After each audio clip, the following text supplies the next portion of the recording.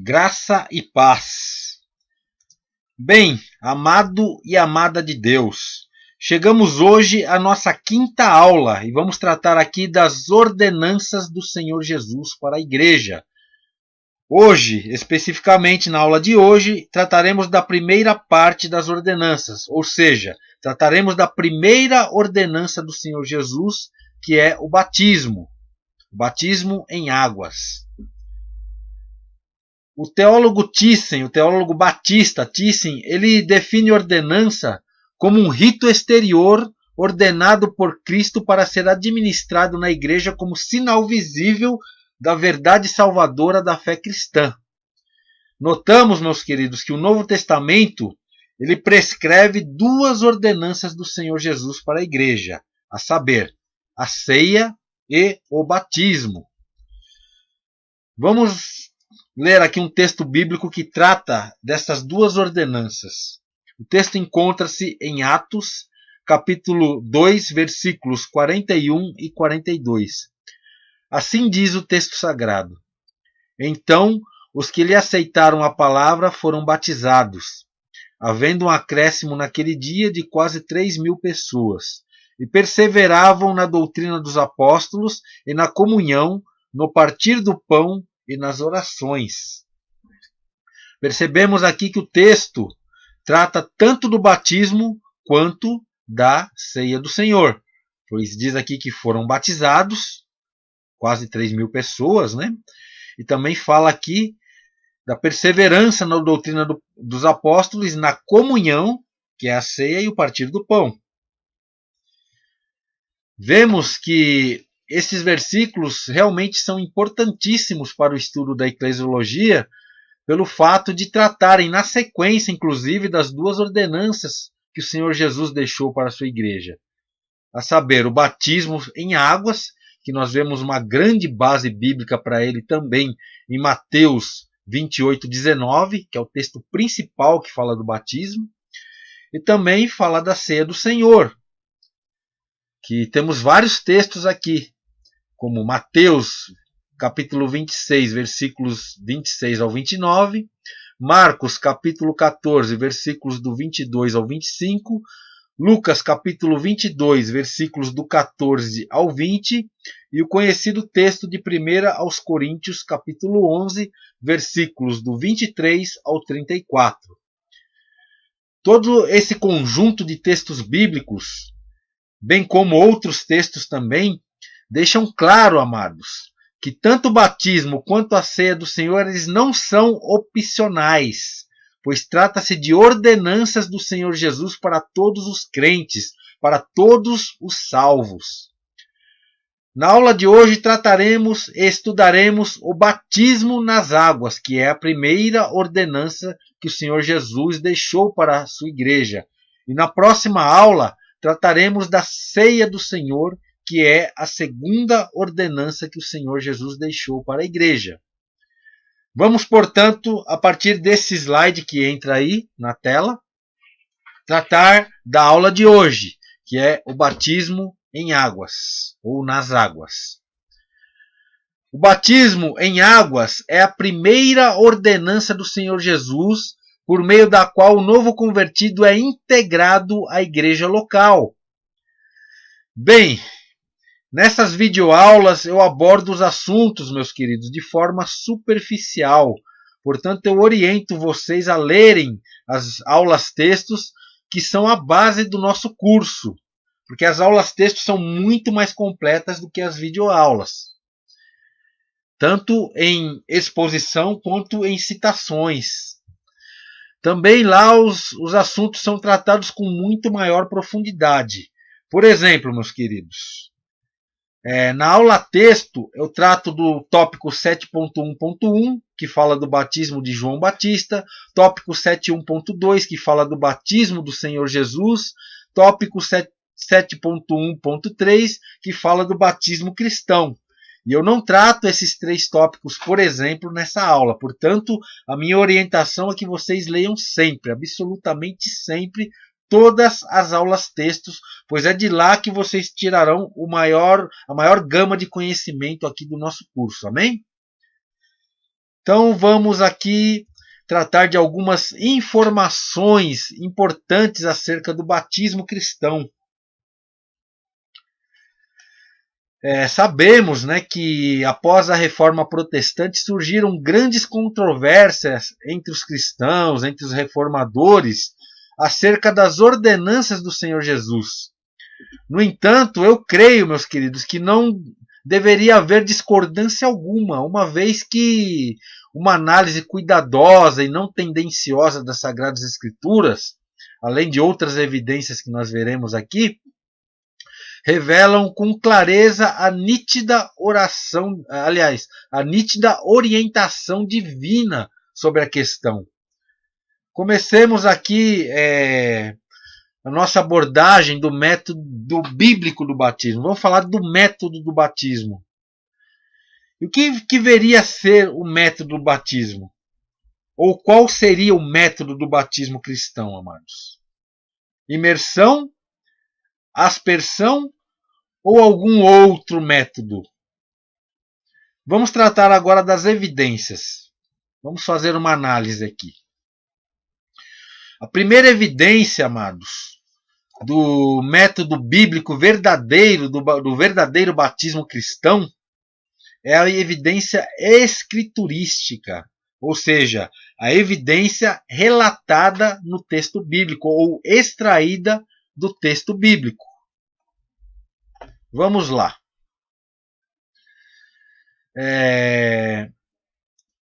O primeiro texto que nós vamos ler aqui encontra-se em Marcos, capítulo 1, versículo 10, que diz: E logo que saiu da água, viu os céus abertos e o Espírito, que como pomba descia sobre ele. Outro texto bíblico aqui encontra-se em Mateus 3,16, que diz: E sendo Jesus batizado, saiu logo da água. Note os grifos aqui em negrito e em azul. Terceiro texto, Atos, capítulo 8, versículos 38 e 39, que diz: E mandou parar o carro e desceram ambos à água. Olha aí, desceram ambos à água, tanto Filipe como o eunuco, e o batizou. E quando saíram da água, o Espírito do Senhor arrebatou a Filipe e não ouviu mais o eunuco. E jubiloso continuou o seu caminho. Bem, quais seriam então, aqui, amados, as evidências que nós encontramos nesses três textos? Primeiro texto que nós lemos, nós vimos aqui que relata que saiu da água. Ou seja, aquele que foi batizado, Jesus Cristo, ele entrou na água e saiu da água. Sendo Jesus batizado, o segundo texto aqui também diz que ele saiu da água. E o texto de Atos mostra que tanto Felipe quanto o eunuco entraram e saíram da água. Há vários textos na palavra de Deus que deixam claro que o batismo dos tempos bíblicos era por imersão, pois tanto o ministrante do batismo quanto aquele que era batizado entravam na água, conforme nós vimos. Então, a leitura cuidadosa desses textos bíblicos, amados, não deixam dúvida alguma de que o método bíblico do batismo era por imersão. Porque os textos deixam claro, conforme eu disse, que eles entraram e saíram da água. E se o batismo fosse por aspersão ou por qualquer outra forma que não a imersão, nem o batizando, nem o batizador precisariam entrar na água, concordam?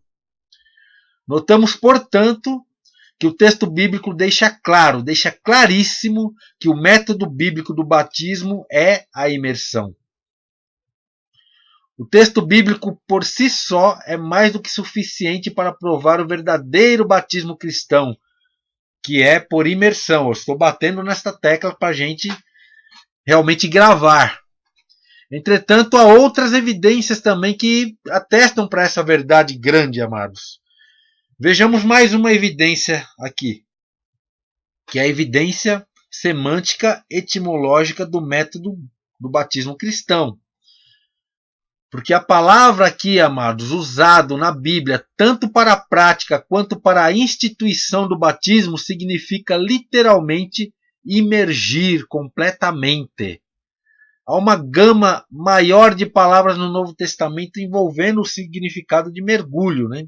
São várias palavras que são utilizadas. No entanto, no tocante ao batismo cristão, a Bíblia utiliza somente as palavras baptizo, que significa batizar, que é um verbo, e baptisma, que significa batismo, que é um substantivo. É importante notar que se a própria palavra batismo traz em si o significado de imergir completamente, não pode haver, meus queridos, a mínima dúvida sobre o método verdadeiro do batismo, porque não há a mínima base ou apoio para outra forma de batismo que não seja o batismo por meio da imersão total. Por exemplo, conforme demonstrado, as palavras gregas para a prática do batismo na Bíblia são baptizo, que é o verbo batizar, repito aqui, e baptisma, que é o substantivo batismo. Já as palavras gregas para aspersão são hantizo, que é o verbo aspergir, e hantismos, substantivo aspersão. Então nós notamos claramente aqui que nos textos bíblicos do Novo Testamento, que foi escrito em grego, né, que é a língua original aqui do texto bíblico, né, todas as referências do batismo utilizam as palavras baptisma ou baptizo, sendo que ambas significam imersão, ao passo que não há uma única referência sequer, meus amados, ao batismo nas Sagradas Escrituras que utilize as palavras hantizo ou hantismos, que significa aspergir e aspersão. Desta forma, o bom senso, a renúncia às doutrinas de homem e o repúdio aos ranços do catolicismo romano, aliados, amados, a obediência irrestrita à palavra de Deus, nos leva a aceitar unicamente o batismo por imersão como sendo o autêntico método bíblico do verdadeiro batismo cristão. Temos aqui a terceira evidência do método bíblico do batismo, que é a evidência histórica. Porque historiadores, testemunhas da igreja primitiva registraram que durante os 2 primeiros séculos a igreja praticava o batismo por imersão. Certamente os cristãos primitivos, ou os cristãos dos primeiros séculos, eles deram realmente sequência, queridos, àquela doutrina que eles receberam diretamente dos verdadeiros apóstolos, né? A qual certamente ardia em seus corações. Vemos, por exemplo, aqui que, de acordo com o historiador cristão Justo Gonzalez, nesse período da igreja primitiva só era permitido batizar, né, vertendo água sobre a cabeça dos batizando nos lugares onde faltava água. Caso contrário, o batismo era sempre por imersão, conforme evidências históricas. A quarta evidência aqui do método bíblico do batismo cristão refere-se ao simbolismo do batismo, o qual é extraído da própria Escritura, conforme nós vemos aqui no texto, que é um texto base para o simbolismo, que se encontra em Romanos, capítulo 6, versículos do 3 ao 6. Assim diz o texto sagrado: ou não sabeis que todos quantos fomos batizados em Jesus Cristo, fomos batizados na sua morte? De sorte que fomos sepultados com ele pelo batismo na morte, para que, como Cristo ressuscitou dos mortos pela glória do Pai, assim andemos nós também em novidade de vida. Porque se fomos plantados juntamente com ele na semelhança da sua morte, também o seremos na sua ressurreição. Sabendo isto, que nosso velho homem foi com ele crucificado, para que o corpo do pecado seja desfeito, a fim de que não sirvamos mais ao pecado. Embora o batismo seja a cerimônia que simboliza o início da vida espiritual do crente, por meio do qual ele passa realmente a fazer parte da igreja visível, da igreja local, o batismo é muito mais, meus queridos, do que um mero rito de iniciação. O batismo é antes uma confissão extrema, uma confissão drástica da fé cristã. É uma identificação pública do crente com o Senhor Jesus Cristo, seu Salvador. Em que, primeiro, a descida do candidato às águas figura a morte com Cristo, figura a sua morte com Cristo. Ou seja, o texto bíblico aqui diz no versículo 3: ou não sabeis que todos quantos fomos batizados em Jesus Cristo, fomos batizados na sua morte? 2. A imersão ou submersão do candidato, ou daquele do batizando, nas águas, está relacionada com seu sepultamento com Cristo, conforme vemos no versículo 4 aqui do texto, que diz: de sorte que fomos sepultados com ele pelo batismo na morte. 3. O emergir, ou seja, o levantar, quando subimos das águas, representa a sua ressurreição com Cristo em novidade de vida, conforme vemos no versículo 5, que diz assim: de sorte que fomos sepultados com ele pelo batismo na morte, para que, como Cristo ressuscitou dos mortos pela glória do Pai, assim andemos nós também em novidade de vida. Bem, meus queridos, vimos que o método bíblico do batismo não pode ser outro senão por imersão, pois as evidências escriturísticas, isto é, do texto bíblico, a evidência semântica, etimológica, isto é, do sentido da palavra, do significado da palavra, a evidência histórica, bem como a evidência do simbolismo do batismo, apontam única e exclusivamente para a imersão total. Vimos o método bíblico do batismo. Acabamos de ver. Agora nós vamos analisar a fórmula bíblica do batismo. E a fórmula bíblica do batismo diz respeito a quê? Diz respeito a esta questão que está na tela. Em nome de quem o cristão deve ser batizado? Segundo, amados, o texto bíblico, o cristão deve ser batizado em nome do Pai, do Filho e do Espírito Santo, conforme mostra o texto aqui, de Mateus capítulo 28, versículo 19, que diz: ide, portanto, fazei discípulos de todas as nações, batizando-os em nome do Pai, e do Filho, e do Espírito Santo.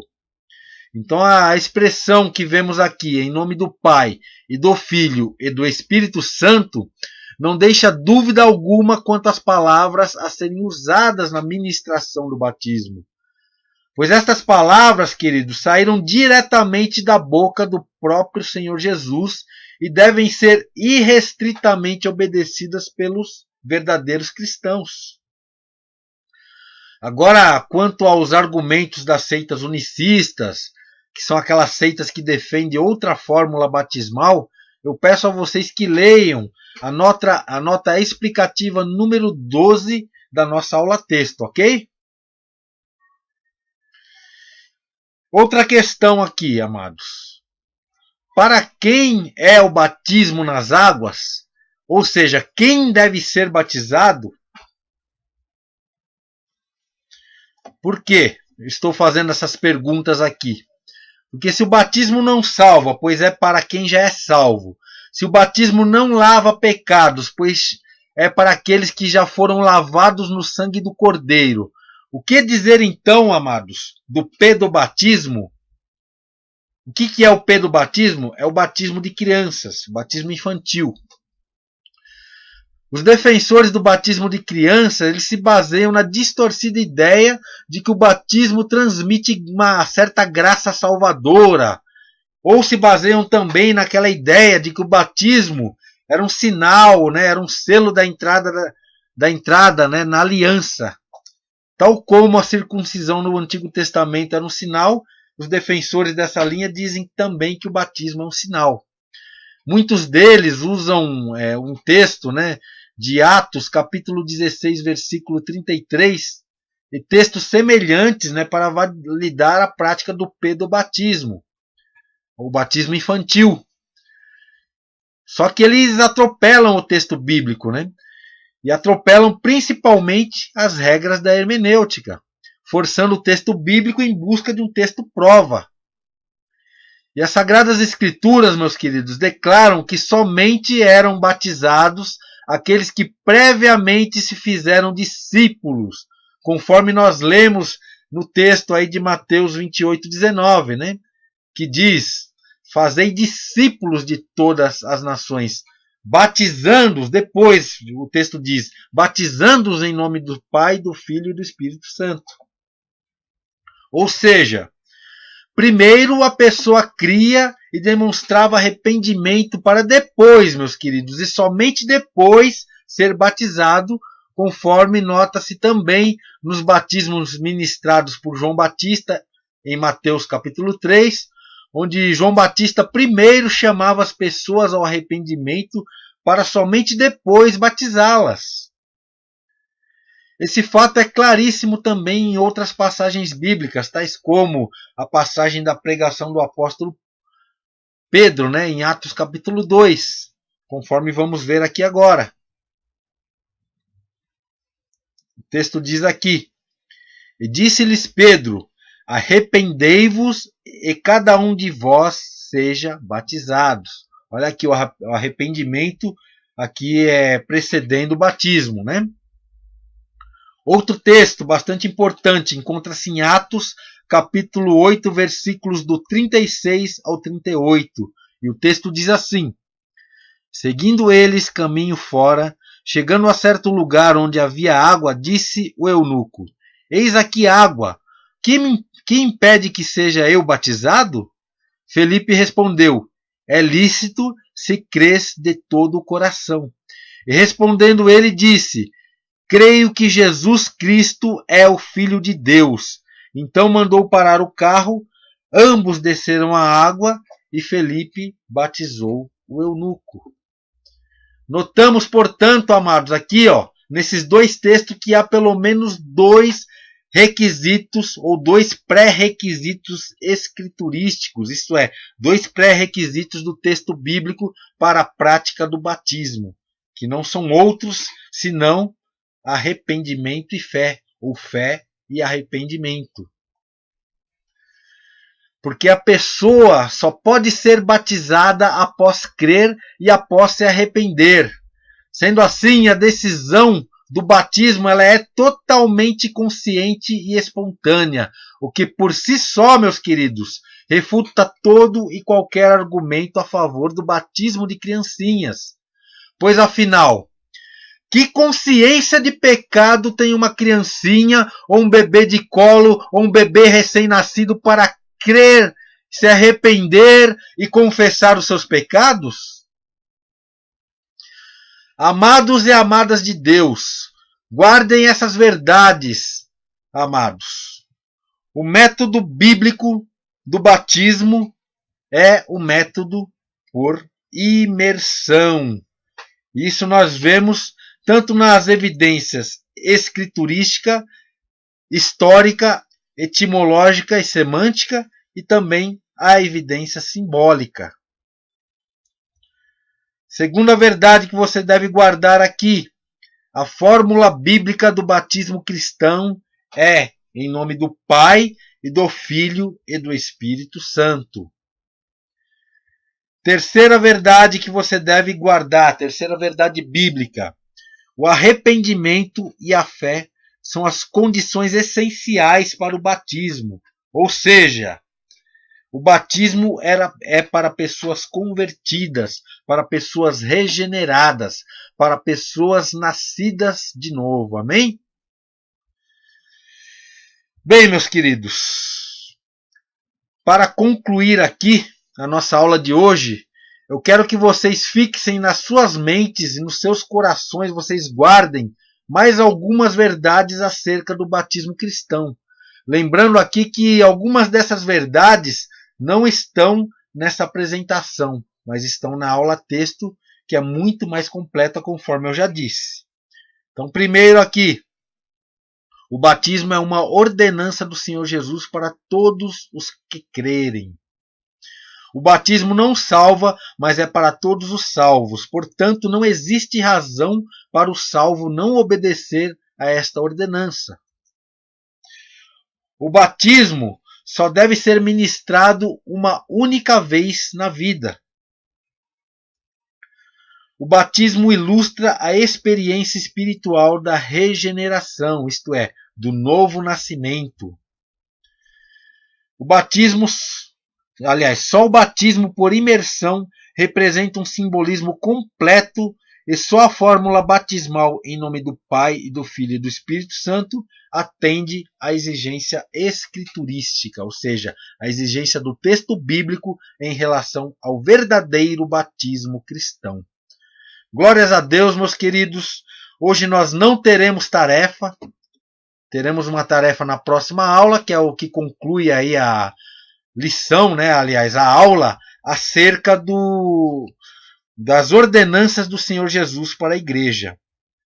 Portanto, a próxima aula nós trataremos aqui da segunda parte das ordenanças, ou melhor, da segunda ordenança de nosso Senhor e Salvador Jesus Cristo para a sua igreja, que é a ceia do Senhor.